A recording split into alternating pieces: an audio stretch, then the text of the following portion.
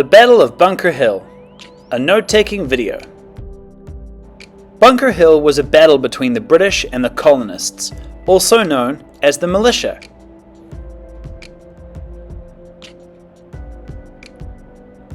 It took place on June 17, 1775, near Boston.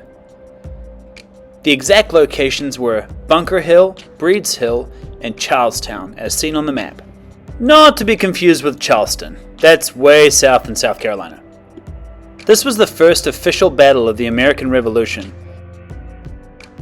so it requires a little bit of backstory about how we got here.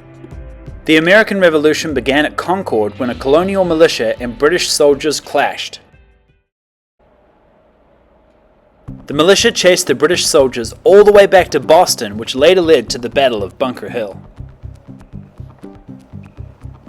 In May 1775, the representatives from the 13 colonies met at the Second Continental Congress.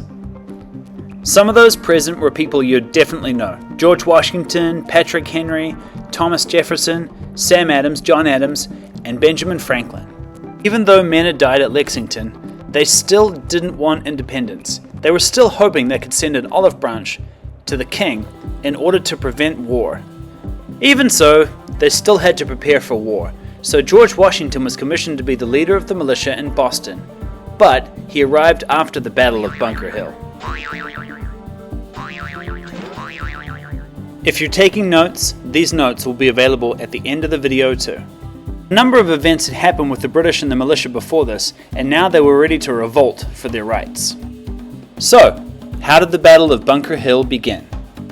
The story of the battle begins in the city of Boston. Back in those days, Boston looked a little bit different than the harbor looks today.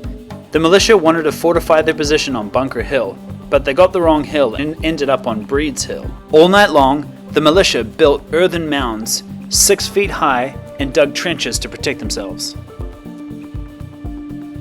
General Gage, who had replaced the governor of Massachusetts, was now in charge of Boston. He was loyal to the British, but he was a little bit concerned about what he thought was going on Breed's Hill. He was worried that the militia had set up cannons to attack Boston, but this simply wasn't true. Because General Gage thought the militia was more powerful than they actually were, it gave the militia an advantage.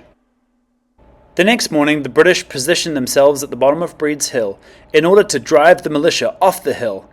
This was a disadvantage for the British, because the militia had the high ground.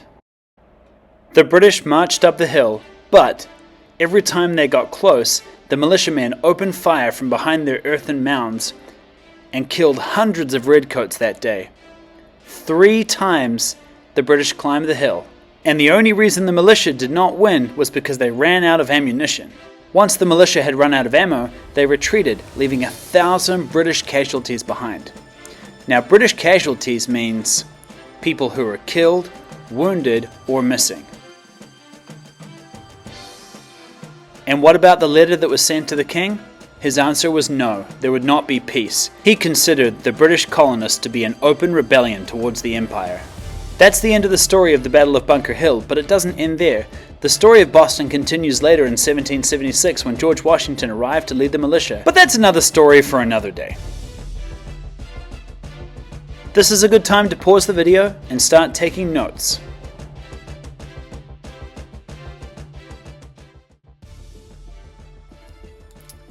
Hey, what's up? My name is Dom, and this is the Battle of Bunker Hill. I love to make games, so I hope you enjoy this one. Okay, so this is the Battle of Bunker Hill, capture the flag. And the first thing you need to do is make sure that you print out the game. It's a printable game, not one that you play online. You play as either the British or the Patriots. The British start with 2 counters, and the Patriots start with 2 counters. And you place these on the spaces that say start here. The aim of the game for the British is to capture the trophy at the top of the map, and the aim for the Patriots is to capture the British flag at the bottom of the map. Next, just roll the dice. Okay, so the first thing you're going to do is you're going to move 1 space, or you're going to attack a space, but we'll talk about that later. You move 2 spaces if you roll a 2, or attack. Talk about that later.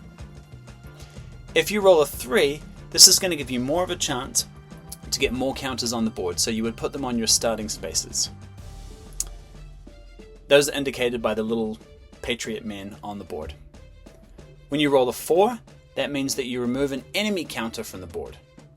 So you take those off, but it doesn't mean the game's over if they lose all their pieces. When you roll a 5, this means if you're in the enemy territory, you're going to have to move back to your own territory, and those are indicated by the little icons. Finally, if you roll a 6, this is just going to be your chance to do options 1, 2, 3, 4, or 5, but you're probably not going to want to do 5. Okay, so back to 1, 2, and 6. When you roll those, you have to do rock, paper, scissors to see who wins. So let's say you move on to an enemy counter. You do rock, paper, scissors. You're going to see who wins. Whoever wins keeps their counter on the board. Whoever loses takes the counter off the board. And that's as simple as that. And that's how you play the game. So, last thing, to win, place a counter on the other space that you're supposed to win on. Okay, if you like this, like and subscribe. Also, if you want to find more of my resources, go to teacherspayteachers.com/store/historybuffer or go to YouTube at History Board Games.